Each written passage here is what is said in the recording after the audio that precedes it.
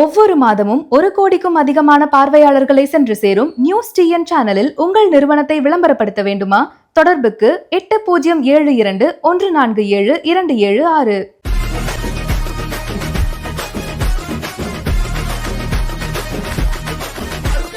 வணக்கம். இந்த வாரம் டாப் 10 மூவிஸ்ல நாம பார்க்க போற படம் கூட்டணி.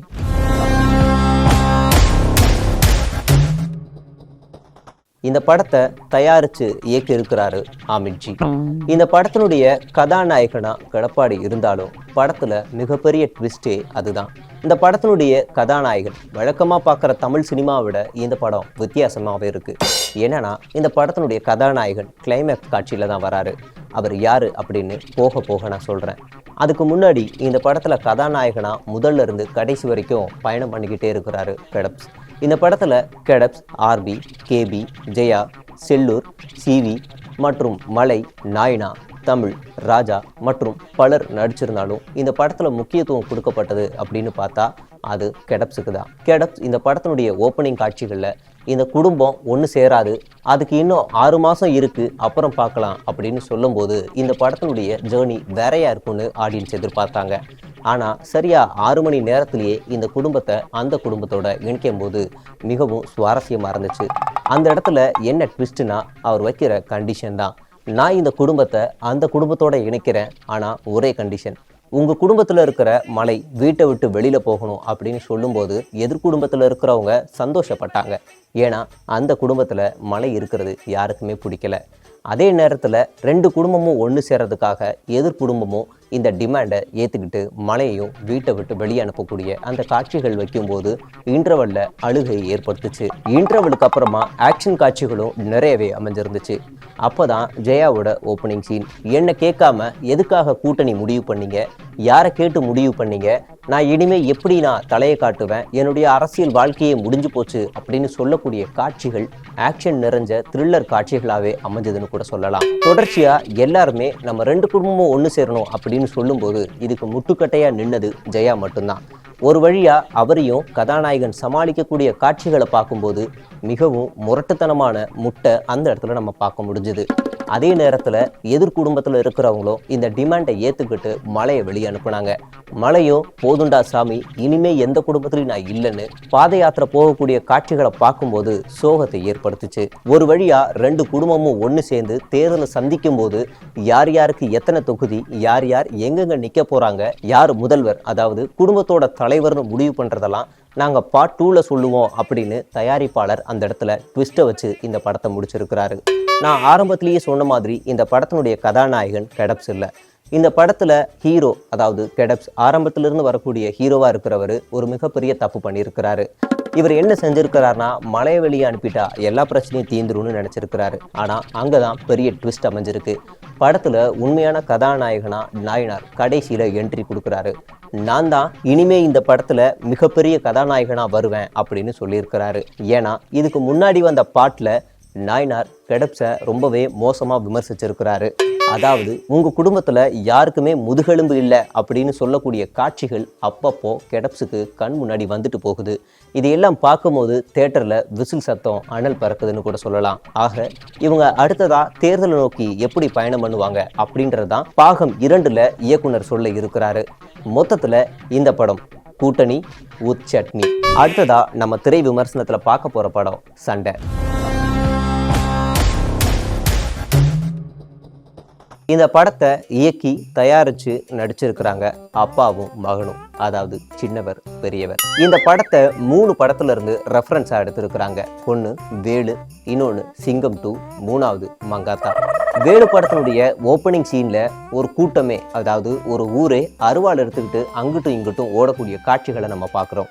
அதே மாதிரி தான் இந்த படத்தினுடைய ஓப்பனிங் சீன்லேயே பெரியவருக்கும் சின்னவருக்கும் சண்டையா, ஐயோ அம்மம்மா அப்படின்னு ஓடக்கூடிய காட்சிகள் இடம்பெற்றிருக்கு.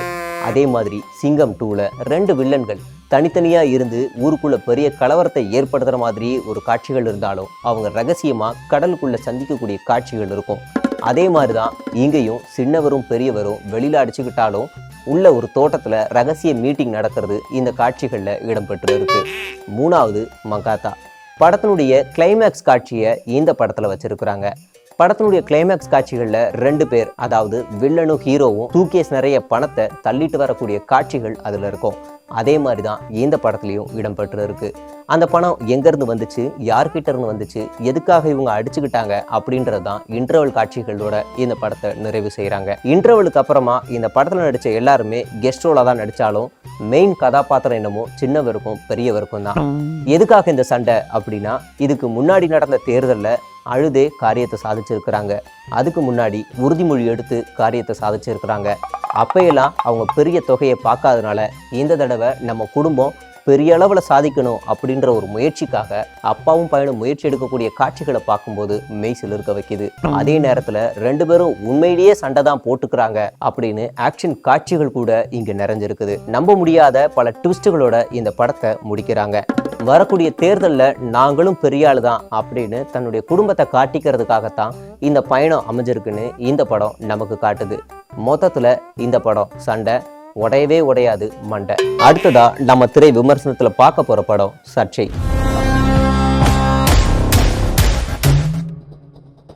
இந்த படத்தினுடைய இயக்குனர் அப்பா, தயாரிப்பாளர் சபரீஷ். இந்த படத்துல அப்பா, மகன், தங்கை மற்றும் குடும்பத்தில் இருக்கக்கூடிய பல மூத்த நிர்வாகிகள் நடிச்சிருக்கிறாங்க. இந்த படத்தினுடைய கதாநாயகனுக்கு பெரிய ரோல் இருக்கோ இல்லையோ, குடும்பத்தில் இருக்கிற பலருக்கு பல ரோல் கொடுத்துருக்குறாங்க. குடும்பத்தில் இருக்கிற பல பேர் பல இடங்கள்ல பல விதமா சர்ச்சைகளை கிளப்பக்கூடிய காட்சிகளை பார்க்கும்போது முகம் சுளிக்க வைக்குது.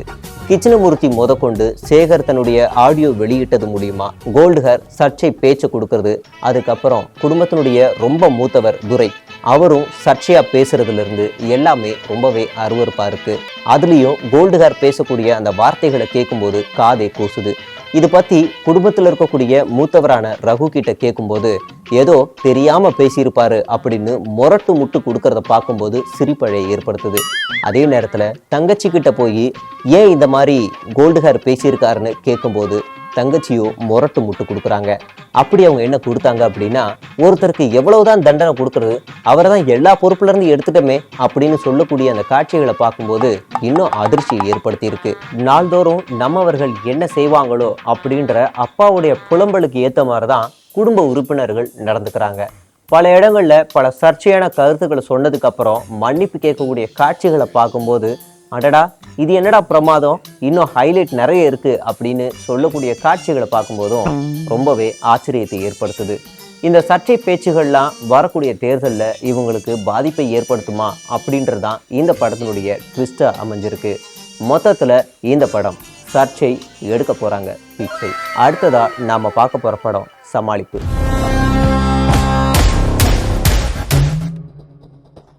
இந்த படத்தினுடைய கதாநாயகன், தயாரிப்பாளர், இயக்குனர் எல்லாமே அண்ணன் அப்படின்னு நாம நினைச்சாலும் அண்ணனையே ஆட்டி படைக்கிறது பல பேர் இருக்காங்க. அண்ணனுக்கு அப்பப்போ ஒரு ப்ரொடியூசர் வருவாங்க, அப்பப்போ ஒரு இயக்குனர் வருவாங்க, அப்பப்போ தம்பி, உடன்பிறப்புகள்னு மாறிக்கிட்டே இருப்பாங்க. இதுதான் இந்த படத்துல மிகப்பெரிய ட்விஸ்டாவே அமைஞ்சிருக்கு. அப்படி கொஞ்ச நாளைக்கு முன்னாடி அண்ணனுக்கு நெருங்கிய உறவா இருந்த கெடப்ஸ் அவருடைய சித்தப்பான்னு சொல்லிக்கிட்டு இருந்தாரு. திடீர்னு சித்தப்பா பூக்கட்சியோட போனது அண்ணனுக்கு ஒரு சோகத்தை ஏற்படுத்துச்சு.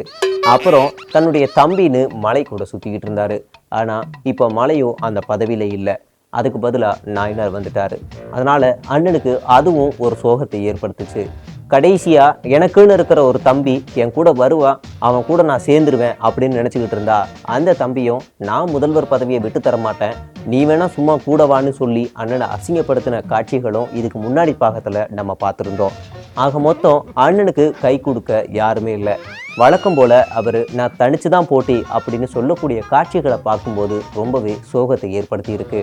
அண்ணனுக்கு நெருங்கின தம்பியா இருக்கிற சேட்டை இவர் ஏதாவது ஒரு வகையில அண்ணனுக்கு உதவி செய்யலாம் அப்படின்னு செய்யக்கூடிய காட்சிகள் உபத்திரவா போய் முடியுது. ஆக மொத்தம் அண்ணனுக்கு யார் உதவின்னு சொல்லி வந்தாலும் அண்ணனால நம்ப முடியல. அப்படி இப்படின்னு சமாளிச்சு இந்த வண்டியை ஓடிக்கிட்டு இருக்கிறாரு. மொத்தத்துல இந்த படம் சமாளிப்பு, ஒரே புளிப்பு. அடுத்ததா நம்ம திரை விமர்சனத்துல பார்க்க போற படம் நஞ்சு.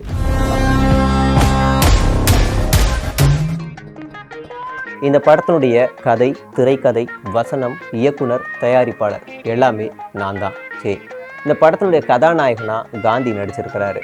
பேருக்கு ஏற்ற மாதிரி நல்லவராக இருப்பாருன்னு பார்த்தா உடம்பு முழுக்க நஞ்சு, விஷம்தான். சொல்லாமல் கொள்ளாமல் லீவ் போடுறதுல இந்த ஆளை அடிச்சுக்க ஆளே இல்லை. ஏற்கனவே 1 மாதம் மஞ்ச காமாலன்னு லீவ் போட்டார். அப்புறம் ஊரில் திருவிழா, காலில் சுளுக்கு, கழுத்தில் கட்டி, மூளையில் காயோன்னு இஷ்டத்துக்கு லீவ் எடுக்கிறது. அந்த வகையில் இப்போ மீண்டும் 10 நாள் லீவ் எடுத்திருக்காரு. இந்த லீவு எதுக்காக எடுத்தாரு அப்படின்னு தயாரிப்பாளரே ஹீரோவாக மாறி அதை கண்டுபிடிக்க போயிருக்கிறாரு. அப்படி போகும்போது தான் தெரிஞ்சது, இவர் தன்னுடைய காதலியை பார்க்கறதுக்காகத்தான் சொந்த ஊருக்கு போகலை, வேற ஏதோ வெளியூருக்கு போயிருக்காரு அப்படின்னு தகவல் வெளியாயிருக்கு. அது மட்டும் இல்லாமல் இன்னொரு தகவலும் வெளியாயிருக்கு.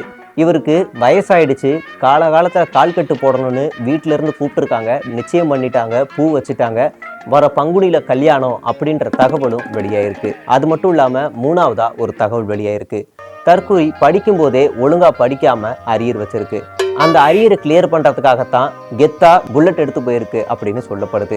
தன்னுடைய மனசில் டிராகனாக நினச்சிட்டு போயிருப்பார் போல. ஆனால் அரியர் வச்சா மறுபடியும் அந்த காலேஜுக்குள்ளே போனால் நம்மளை எப்படி பார்ப்பாங்க ஜூனியர் பசங்க அப்படின்னு இவர் போனதுக்கப்புறம் தெரிஞ்சிருக்கும் போல. இதுவும் ஒரு தகவலாக தான் நமக்கு வெளிவந்திருக்கு. அந்த 10 நாள் என்ன காரணம் அப்படின்னு அவரே போயிட்டு வந்து சொல்லுவார்னு எதிர்பார்க்கப்படுது. மீண்டும் நல்ல திரைப்படங்களோட அடுத்த வாரம் உங்களை வந்து சந்திக்கிறேன். நன்றி, வணக்கம்.